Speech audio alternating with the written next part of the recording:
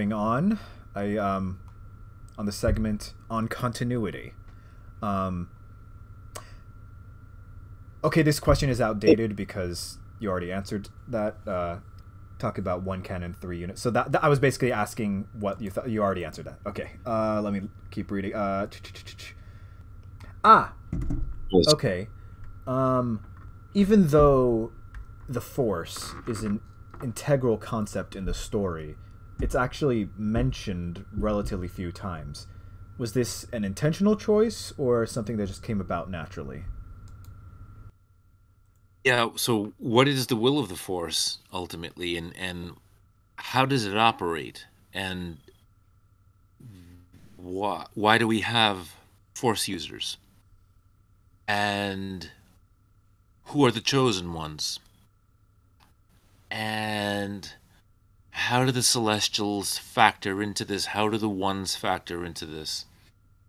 Um, that's so because we're mostly dealing with very ancient history, I felt it was important to show the logical progression. So the galaxy begins a certain way, and then things change. But Mm-hmm. you have hold that thought. I don't know why am I. Recommencing recording. Sorry, audience, we had a bit of a pause. So asking again about the relatively scant uh, mentions of the Force itself. Right, and so the presence of the Force in different peoples and different cultures and races that emerged. We, if you recall Robert Sawyer's Alien Exodus story, he had kind of intended that to sort of show the start of this. But even that needed to be placed in context, which is what is the reason that these people are now in touch with the Force. They're gaining powers that the firstborn races had, the elder races. Mm-hmm. Um, and so the development of that is, I hope, it's clear enough in the story so that you can see that it's all sort of part of the plan. Um, to because the Celestials were leaving basically, Right. and the they had fulfilled their role, uh, even their changed role, which came about when the immortal gods of the Sith and the old ones began to prey on the various worlds in the galaxy, and so uh, that left client races behind. But you had you know less gigantic powers, less gigantic evil threats, Mm-hmm. and more more equitable ones. And so Oh the well, Force like kind you of, were, yeah, you were talking earlier about yeah, allusions to Tolkien. right, right, right. So you see that there's a logical progression for how things work, and this gift of the Force that enables certain ones to be protectors, guides, Mm-hmm. um, guardians, um, during you know from until the ultimate chosen one comes, which leads to what you see at the very very end. Uh, so that's the main reason why. If there appears to be like a lack of the Force, it's because the Force is present. It's present in More all of subtly. the elder races, right? Like they're raising up these gorgeous, like cities and things that anything that they could dream, they could bring about. And ultimately, isn't that kind of the temptation? Like, 'cause they don't want to lose that. Like, so when humans come, the threat sort of arises that, oh well, this could all be lost, not our lives, but these marvels that we've created. like the humans could like really like destroy these things. And fear Um leads to anger, anger leads to and hate. right. Yeah. Yeah. So that's sort of the temptation there that's placed there. So the force gifts are present, but they're present in the elder races really, and maybe some of their offspring, but by and large mainly in them. Um they fall, uh and the celestials leave, so those who were the protectors and the guardians start to fall into a more mundane. Either they leave, or they die, or they choose the dark side, or they choose to be completely independent. Like, there's a lot of different scenarios that we see them pursue.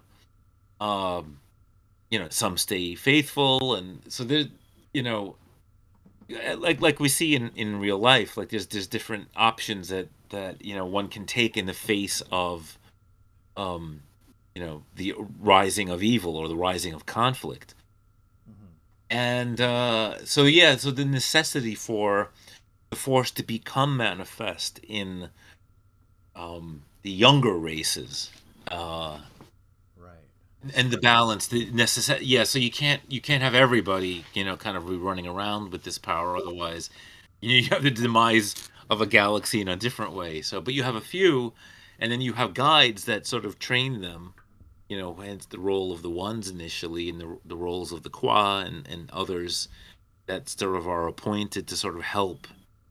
Right. And hence the Thoyor, and that's what leads into the Dawn of the Jedi era, and what we see happening there.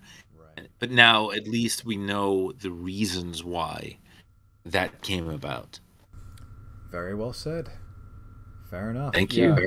I Uh-huh. Yeah, once we finally started getting into the Thoyor stuff, I was like, wait, okay, now we're getting to the territory I actually know. All right, I want to see what twists you had there. I was like, I see, I see. Interesting. Um, so, um, one among the fan base, one of the more controversial elements in your story was how you dealt with the Rakata and the Vong. Because, for the longest time, the lore and the fan base have more or less ascribed all ancient stuff to the Rakata, be it the origin of lightsabers, the hyperdrive, etc.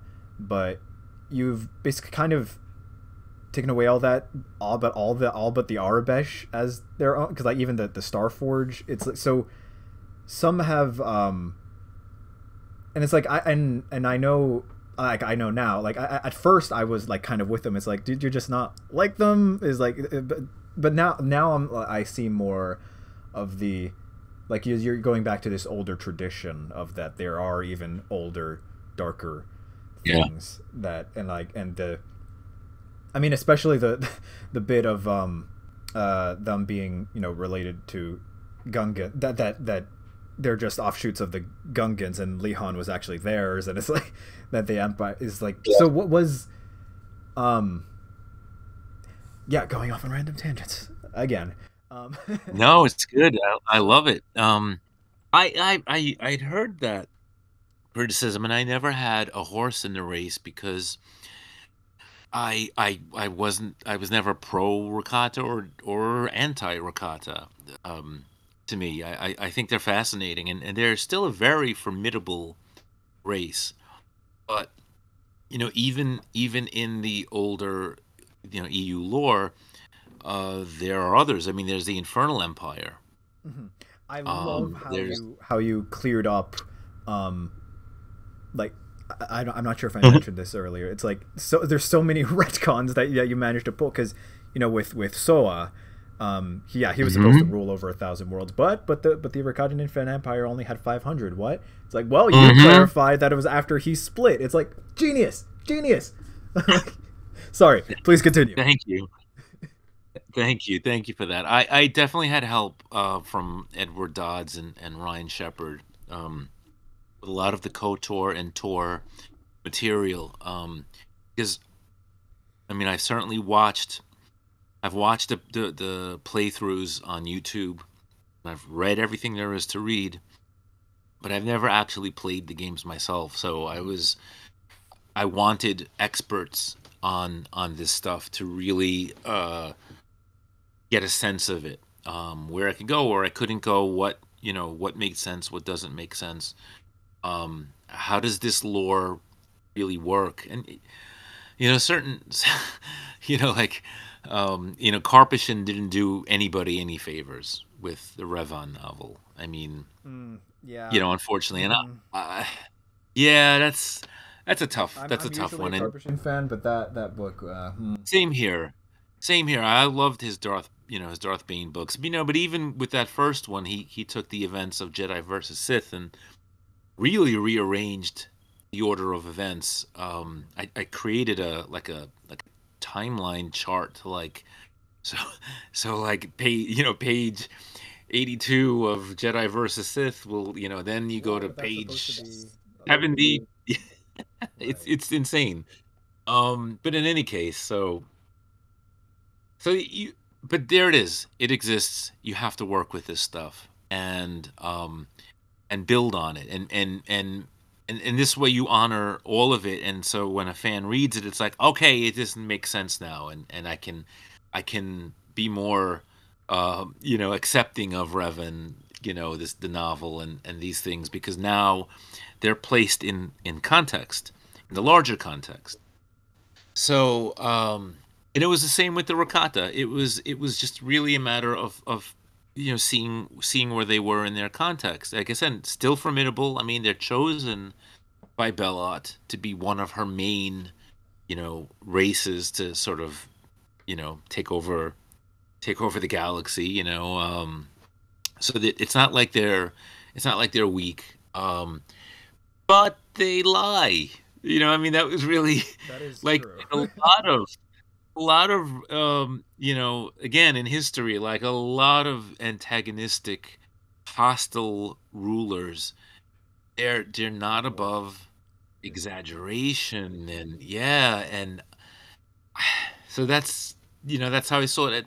And the lightsaber, like, that was another one that was like, well, you know uh did they like, what about these other references? It was the same with the Sith. Like, you know you have all these references in the EU to the Sith going back far earlier than than we see in other sources. So those things, you have to make sense of them. Um and hence, with the history too, and the inability sometimes for historians to put all the pieces together. Mhm. And so you have a reason why. And I did this I did this with the Clone Wars as well. If you remember, there's an early reference to some confusion around the Clone Wars. And you know Yes, what? I was like, I see. And that's a way to kind of take what happened, and by putting it in the universe, then you see, oh, okay, well, they're struggling with this too. So it actually makes it, what's the word I'm looking for? It mitigates some of the I don't know, like some of the anger that fans feel, some of the resentment that they feel about this happening. So the fact that, oh no, this happened in universe. This is actually all part of the story. you know, so that was like the kind of hope with that, is to mitigate these things and um let fans get back to doing what they do best, which is reading and loving these stories and being fully immersed in the world. Because continuity errors can take you out of the immersion. Um, so that was the reasoning, really, just behind that, was just to put them in the proper historical context and have some fun with that. Right. Um, that actually, my okay. My one question. This is not meant as a dig, but there is one, what I'm, unless I'm wrong, there is one, I think, yeah, continuity error to me, at least. So going back to the Rakata stuff, with Tatooine, the whole Kumumgah thing being 500 years prior to Dawn of the Jedi, doesn't that kind of contradict how it's shown in the comic, which showed it concurrent to the events of the main story on Tython? I don't recall the chronology. Is it 500 years earlier? The chronology is another area of like great. Let me pull up I have the book open. Let me see, because I had this in my notes. I'm not recalling what specifically was my issue. And the other issue with the Dawn of the Jedi comic is, are we seeing a flashback or are we seeing events occurring? It would have been concurrent because Zesh and Predor, what's his name, Skalnas, there as you know,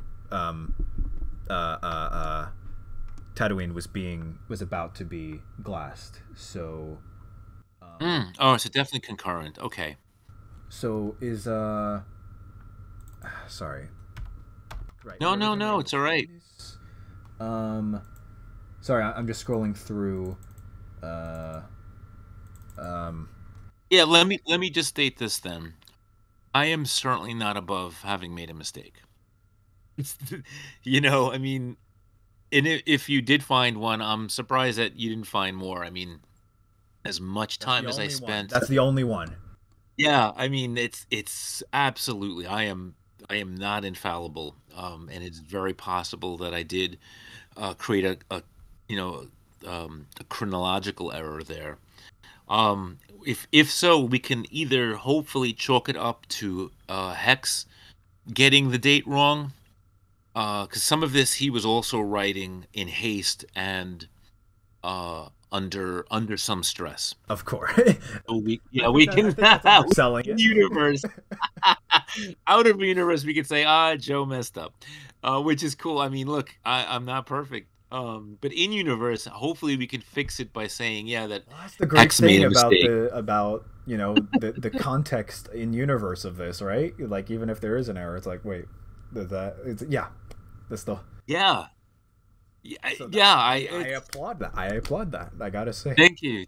I didn't think of it in those terms, like, I'm leaving myself an out. Like, I never conceived of it that way. It isn't until right now that I thought, maybe that could work as a retcon. Fair enough. So from that same section, I was doing notes. I probably maybe the very same page. Your etymology for Tatooine, because I know it's canon or legit, whatever, that it comes from Jawaese Taduine, but wasn't the Uween suffix a Huttese suffix for worlds, or is that just a fanon idea? Because I can't actually recall a source for that, but I remember that floating around. Yeah, I mean, and see, here's the thing about synchronicity that I found when studying etymology. There's a lot of weird coincidences across different language groups. Japanese arigato. There you go. I love that you just had one on the tip of your tongue. That's fantastic. But so yes and yes, like they could both be right. 100%. They could both be, and I just, Hex failed to include the Huttese one. But there you go. Language is bizarre and fascinating. Funny you say that, because that brings me to our section on language. Ooh. So, with languages, what is your take on whether Galactic Basic is English or not? Because way I see it, as a we were talking about earlier, like, even it's like, everybody in Star Wars even acts like Western. So as a polyglot myself, there's far too much evidence to point them as one and the same, rather than the common fanon assertion that it's just translated for the audience's convenience. Especially now with the multiple Earth worlds, I could totally see that becoming an explanation for its prevalence, with the already existing lingua franca for those varying planets. Could explain why that language is so strangely static, when in reality languages become completely unintelligible in fractions of the time spans throughout Star Wars. Yep, absolutely. Have you read, I think it's John Hazlitt's The Written Word? Because that's right up your alley. My mom has actually been telling me to read that. I'll That's got to go on the list. Yeah, absolutely. Because I based a lot of that was a revelation. Because he basically says what you just said, that Latin is in universe and English is in universe, and he shows the evidence for it in Oh, wait, wait, wait, universe. wait. This is a Star Wars thing. The written. I This is thought. a Star Wars thing. Oh, I thought this was another.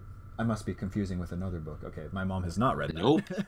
uh, the written word. Oh, interesting. Okay. Yeah, no, there's this is I wonder if Hazlitt based it on the real world one.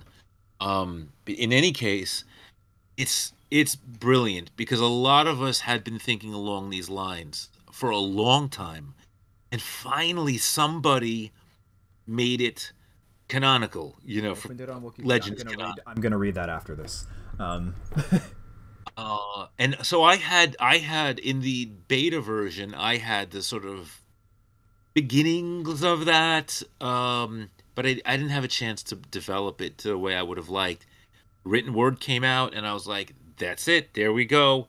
Now I cool. know how to develop this because this guy's already done a systematic kind of breakdown of these things." The link finally. Um, Okay, so I am very. I need to read this now. if you can, it was a hyperspace exclusive, so if you I've got can them all find it downloaded. on, oh, So good, I gotta good, find. good, good, good, I good. gotta scroll through them. And It, if the if you're audience is missing at it, it's all also on interested, my site.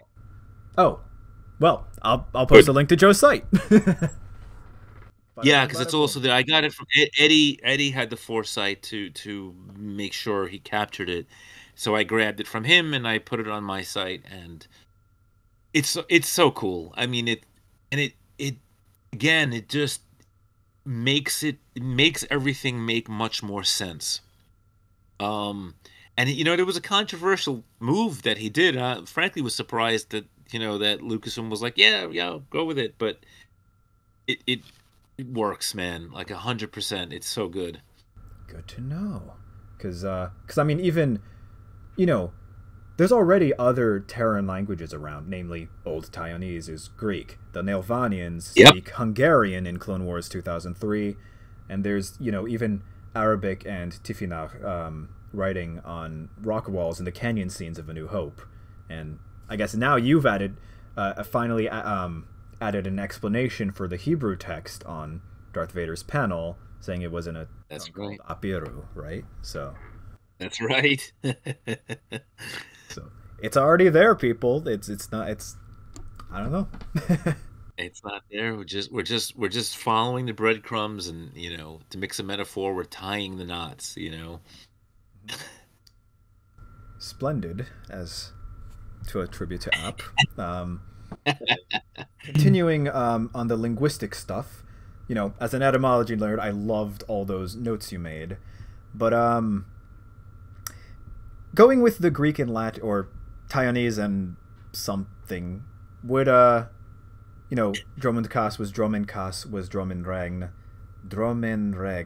Would that be running kingdom? And would geognosis be earth knowledge? The latter, yes. With Drome and Rain, I think I had found an etymological connection to the word dreams. Dream. So Kingdom of Dreams. Kingdom of dreams. Um, I Interesting. don't know if I can I'll see if I could find I'll see if I can find it for you, and I'll send you, if you're particularly interested in Drome and Rain, I'll send that to Please you because do. I was that I was a was thinking major find. I was thinking Yeah. running because of Greek dromaios is like in dromedary or dromaeosaur, it just means running. I was like, huh, what is that? But dreams, that makes a lot more sense. I like the running one too because running in the sense of metaphorical running, It's also like like in swift, to my understanding. yes, yes, which I like that. See, that's another. I wish I had found that one because I would have. I would have added that, because I think that also works on a secondary level.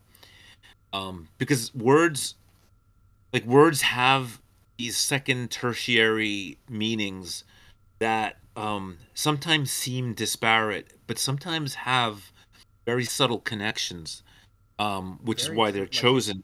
You go Yeah. back, like, yeah, we were talking about Wiktionary earlier. Like, you go back and see like those Proto-Indo-European roots. It's like, what?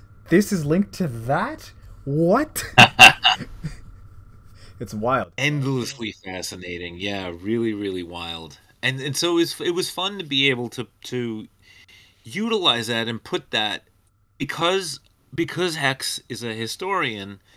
It made sense that he would include etymological notes and stuff. It wasn't out of context. If there was a different protagonist, and a different story that didn't involve a historian, it would read as weird. Like, why is he mentioning this? So especially so commonly. But it makes sense that Hex would. You Yeah. know. It definitely adds very much added enjoyment to me. That's for sure. Oh, I'm glad to hear it. Thank you. Very welcome. Um, so yeah, further on the language stuff. The Bruixera Dona de Agua. Uh, Mm. any Portuguese speaker will immediately go, hold on. Bruixera, Bruxa, Dona da Agua, Lady of the Lake. So is this a dark twist of the Lady of the Lake? Lake of the Arthurian myth. Was that a conscious decision or a happy coincidence from your linguistic studies? It was it from Yeah, so I'm always drawing from linguistics, and that was a very happy coincidence because I needed a name for this basic witch character. And that was obscure enough. Plus, like any opportunity you get to represent another language group is a great one. Like I was like, ooh, I haven't used this language before. Well, to that I say muito because obrigado. thank you. You want to represent, you want to like give a little thrill to anybody reading who has a background in any one of these, either through their family or through their studies. So that was a wonderful one. I hadn't had an opportunity to include Portuguese, I don't think, anywhere else. So I was like, ooh, yes, definitely. And I like. There also has to be a mouth feel for me. I don't know if you're familiar with that term, but a mouth feel, like it has to sound right when I say it out loud. Dona da It Agua. has to feel real. So I call that mouth feel. I think I got that from, I don't know, a singer somewhere in some band. Um, and it has that. It meets that qualification for me, that I like how it rolls off the tongue. Mm-hmm. It works. It works. Like certain entities, like Targorograd, shouldn't sound beautiful. It should Yeah. sound guttural and weird and hard to pronounce, I see what you mean. because of, yeah, yeah. So that was the key with every name for every character had to feel right for their race and their culture and their personality. Yeah, it's fun. I mean, I enjoy all that stuff, and like I said, but if I didn't have the time to do it, I would have been frustrated to not have done it quite as right as I wanted to do it. Fair enough. It turned out right to me. So our last bit in the language section. I really like what you did with the origin of the title Darth. For those in the audience who don't know, for a while it was thought Revan was the originator of the title, him and Malik taking it from the Rakatan word for emperor, Daritha. But then a throwaway line in John Jackson Miller's KOTOR comics kind of screwed that up. Not meant as an insult to him. It was just an oversight. But Right. Right. you managed to blend the two different proposed etymologies of the word wonderfully. So darta and daritha. Oh no! Wait, they have a shared root. Thank you. This was long conversations with Ed in particular over how to Edward Dodds, who's one of the lead editors on the Supernatural Encounters. Just a lot of conversations as how do we reconcile these things in a way that feels organic and real and uh, um, elevates both of these sources, rather than denigrates or dismisses one. So it's like that, and that's the challenge. It's like we want this all to work. We want these seemingly contradictory sources to actually work, and it wasn't hard. It wasn't hard. It was just a matter of kind of talking it out and coming to a final, oh, this is it. Like we hit upon it. I love that stuff. That's part of the I had so much fun. Like I know, like during COVID, I know a lot of people were suffering, and that was a terrible time for the world, not just this country, but the whole world. But from me on a personal level, um, I was already in lockdown, working on this Right. book. So it like having like the contact with these guys to deal with all of this great EU material was really fantastic, because that's what I did during COVID. I was doing all of this, all of what we're discussing now. So I'm very grateful for that, for having that. Yeah. It's yeah. Again, we were talking about um, yeah, collaborative effort. Yeah.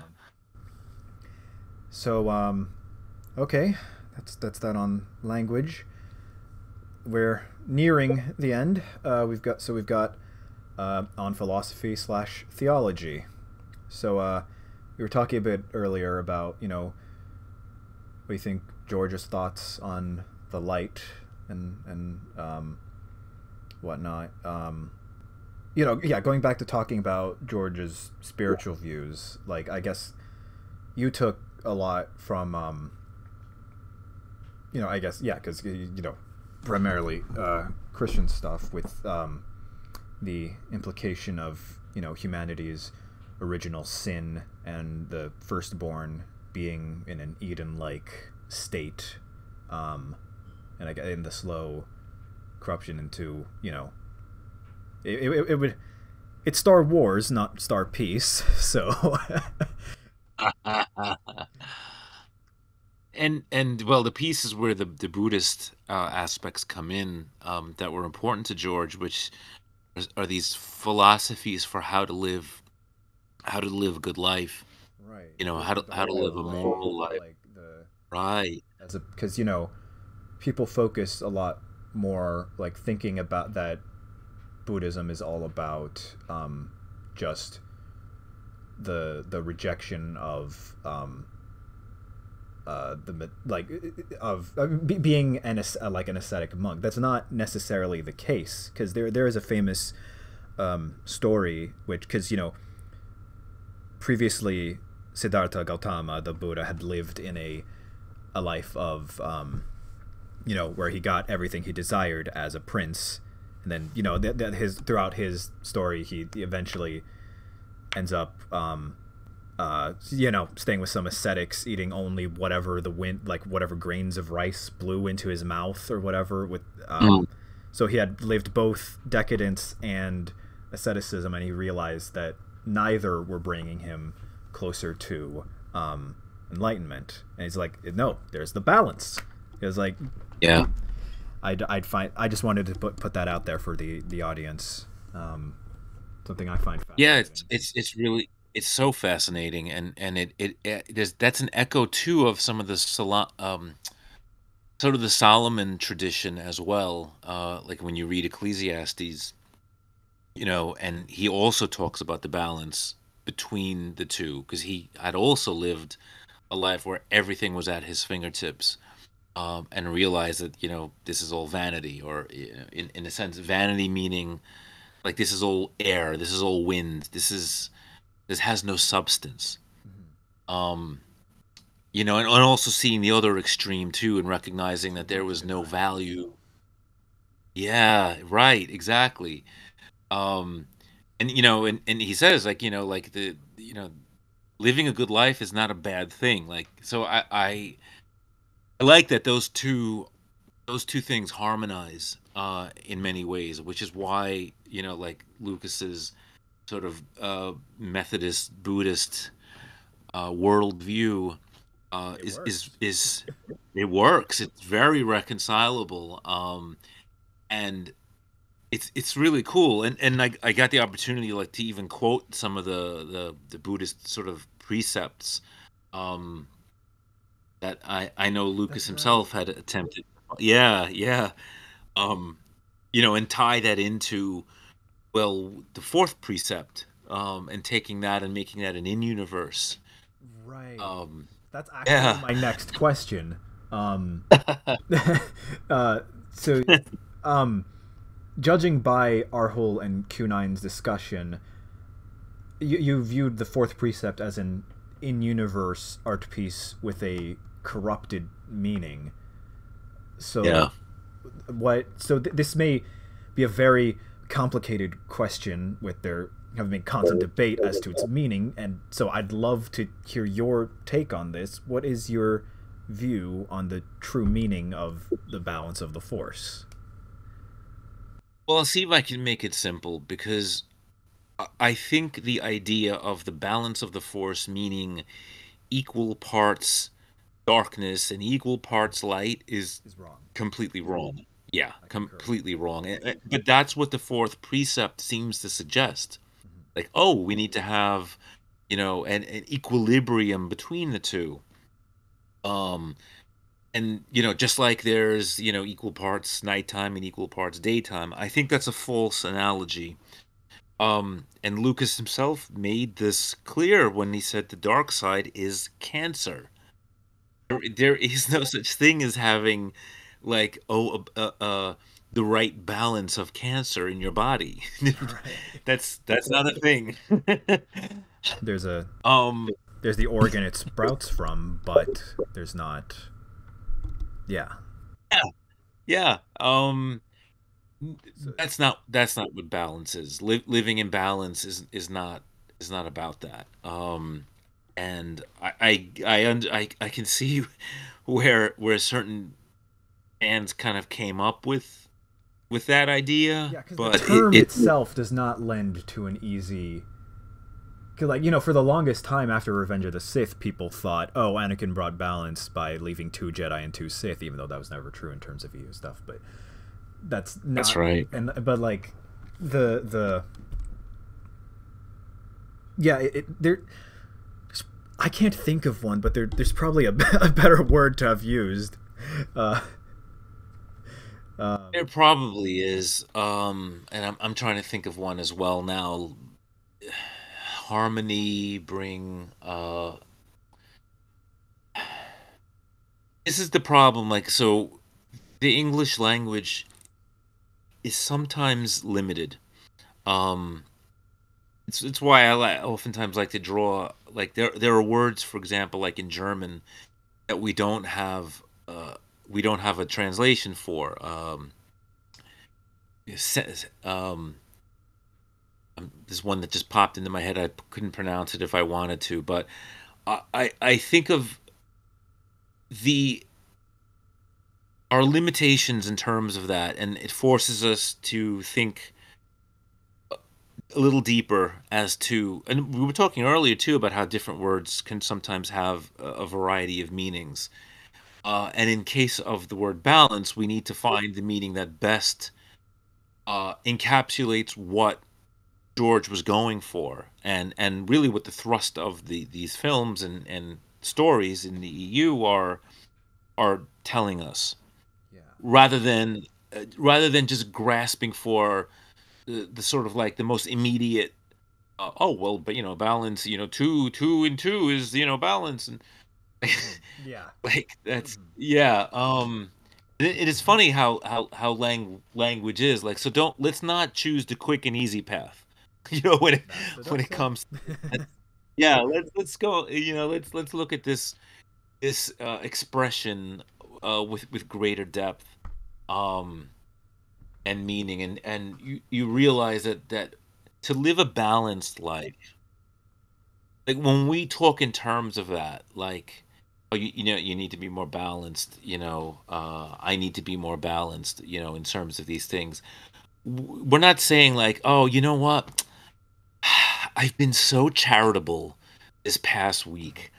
I really need to balance that out. I need to trip somebody. I need to push an old lady, down a flight of stairs.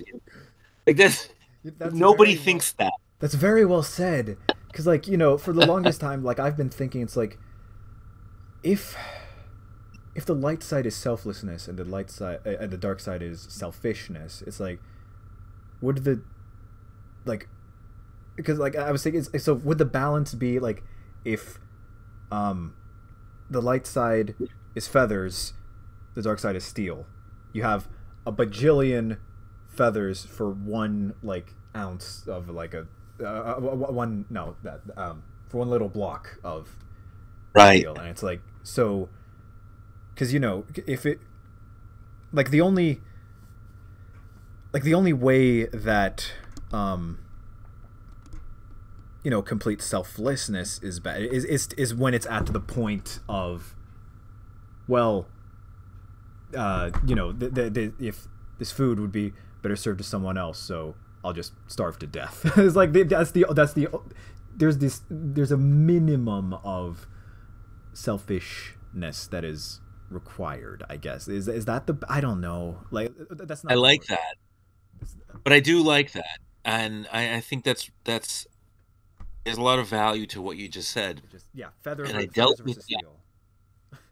Yeah, I dealt with that in two scenarios. One with Cornus and um, Cornus and Carnell, the two crystal riders that were inside planets. Oh, right, right. And then, yeah, um, the idea of self-sacrifice to the point of absurdity, where you're giving so much away that you've left like nothing for yourself. So now you can't give anymore because there's nothing left of you. But I took that concept even to Difficult to reach that the point. next level. Well, with the daughter, because we can clearly see how the son went out of balance. It's not as easy to see or understand how the daughter went out of balance. Right. And so that was something I spent What some is time the thinking. excess of light? What does that mean? Self-righteousness. Right. And so the daughter, yeah, that's where the daughter fell into that area, which made her intolerable. Which like self-righteousness can push one to go in the opposite direction even, because it's so irritating, to those around them. Um, so that was I it's so much fun, like exploring these ways in which people lose their balance, because it's not always so evident. It's not always, oh yes, no, I've become, I've become a Dark Lord of the Sith. Yeah. It's not all it doesn't It's always not go always. like that. It sometimes goes in other directions. Right. It can be just as pernicious and just as harmful. Yeah. I guess Um, so. I so fascinating though. definitely. I'm glad you brought it up because it's fun to think about. Oh yeah, no, definitely. I mean, again, if you're at all interested in, yeah, when I'm working on that other video, we can figure all that out. Um, Cool. so right, yeah, we were talking earlier about the segment with Cody Sunn-Childe. That was, Mm, wow, wow. Uh, I guess that, thank one, you. him encountering, one of the last firstborn retaining their, I guess, Eden-like state. That was fascinating. And was I gotta ask, was the talk of the flame stuff at all influenced by Zoroastrianism? Not to my knowledge. I'm familiar with Zoroastrianism. Tough word to say. Zoroastrianism. Um, I don't believe I was drawing on that. See, the supernal flame was first, I believe, mentioned in the comic book in issue. Okay, I need to I want to say reread those old Marvel ones. 40. Okay, So Supernal good. Flame. And if you read, if you pick up, this is interesting because I don't know how many people know of this, but Jim De Mathias wrote that issue and took his name off of it Huh. because Lucasfilm changed the ending. Is that They changed the ending, which originally had Lando. Oh, you mentioned that in the Yeah, story. Yeah. I did. Oh, good. In the end notes. Yes, That's yes, right. yes. That's right.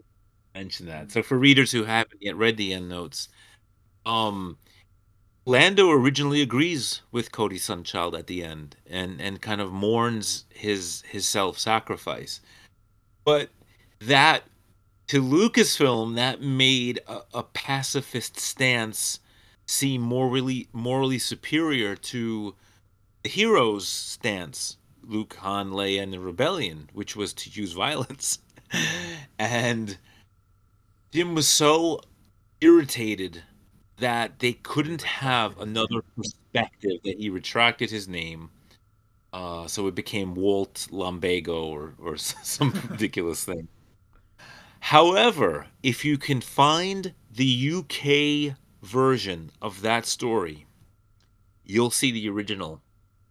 Because for some reason they never got Changed the around story. to change. Yes, yes, exactly. So Fascinating. in supernatural encounters, I actually referenced the reason why there are two versions of the story, and of course, the Jim's original version being the correct one, but why there's an alternate one that's out there. Mm-hmm. Because hey, you have to you have to make these things make sense, and that was a fun one to attend to.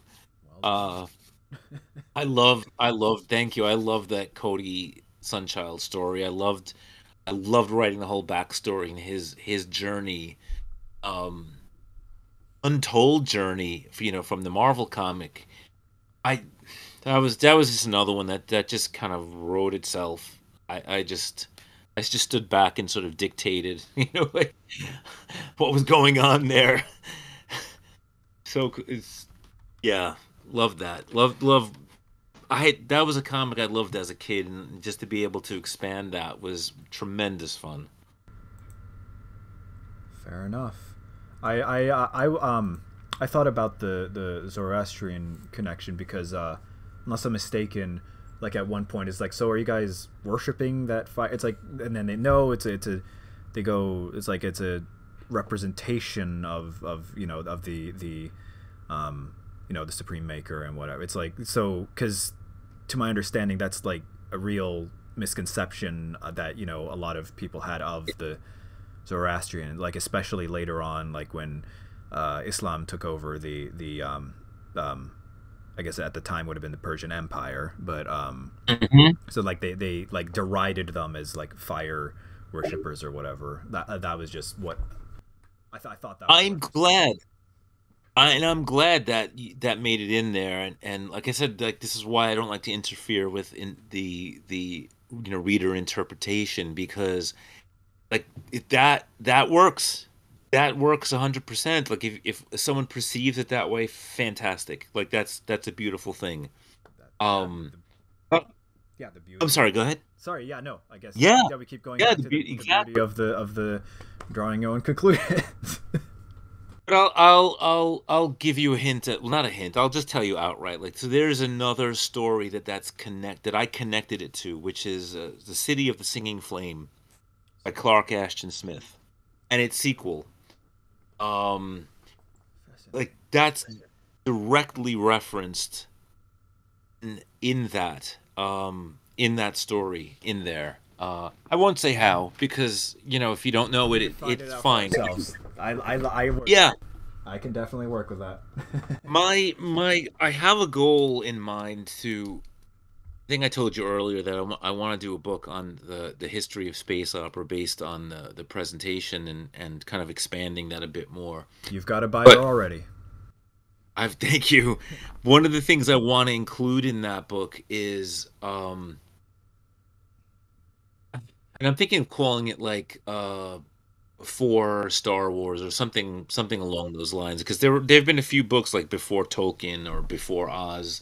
And I was thinking like, oh, I can do like a before Star Wars or even before Supernatural Encounters for that matter. And I wanted to include some of the stories that I directly referenced, like literary stories that come from Lee Brackett and Edmund Hamilton and Clark Ashton Smith and C.L. Moore that would in by reading them by how because a lot of these are in public domain, so just sort of putting them compiling these shorts so then if you read them and I'll even have like notes to like sort of explain like how they were plugged in into SE and like where they were plugged in so to sort of better enhance sort of the reader's appreciation of the context, the larger context, and also to more importantly introduce new readers to these amazing old stories and authors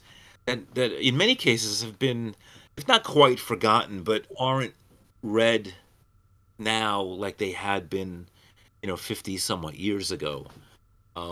Because that's another like that's another aspect of like the lost going back to our very first conversation I think of the evening which is you know we don't just lose stories sometimes by like physically like losing them but sometimes we lose them because they're forgotten and they go out of print and nobody's really reading them anymore unless they're tracking down books and anthologies in used bookstores.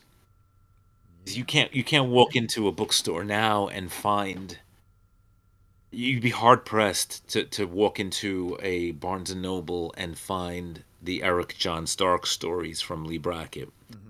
or to find the Northwest Smith stories from C.L. Moore. I guess that was the You'll still original point of yeah, Amazon, but yeah, yeah.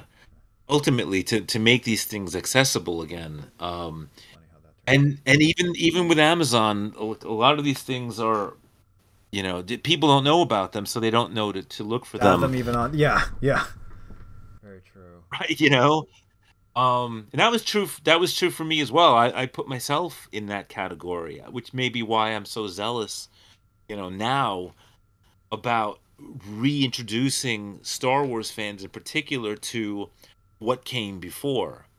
Um, and why I was so You kind of definitely adamant opened my about. eyes to them.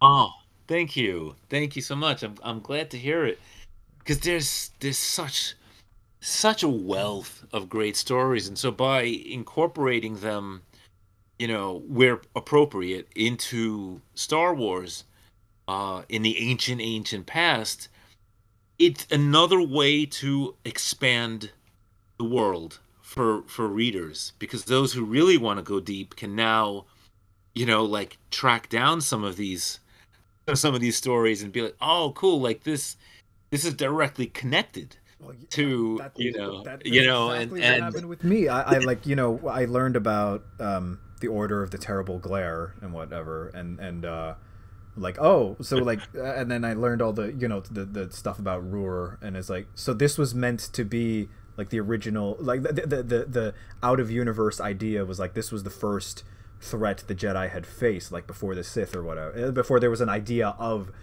the Order of the Sith Lords like the even out of universe because if I'm yeah not mistaken, Sith was not a term until like around Return of the Jedi time, right? So, or even well later. not Not so Dark Lord of the Sith and, like I said, the immortal gods of the Sith are referenced early on, Oh no, no, no, no. That's right. but unexplored. So in a sense, you are right because Sorry, they're I was confusing with terms. something else. Yeah. No, no, no. I 100% think you got it right because while the terms are there, there's no definitions for them. Mhm. There's no explanation. Remember, Tim Zahn That's right. He wanted wanted to make The yeah, Nogri to be the Sith. yeah, exactly. And Lucas was like, "Nope," you know, That's not what that means. that's not what's going on here, which which is great. I mean, again, this is how the EU was really uh on if not on the same tier as what Lucas was doing, was within the same pyramid. Absolutely. Um, Lucas isn't Tolkien. Like he doesn't work that way. He That's doesn't right. write that way. He doesn't Yeah. think that way. So you can't expect that from him.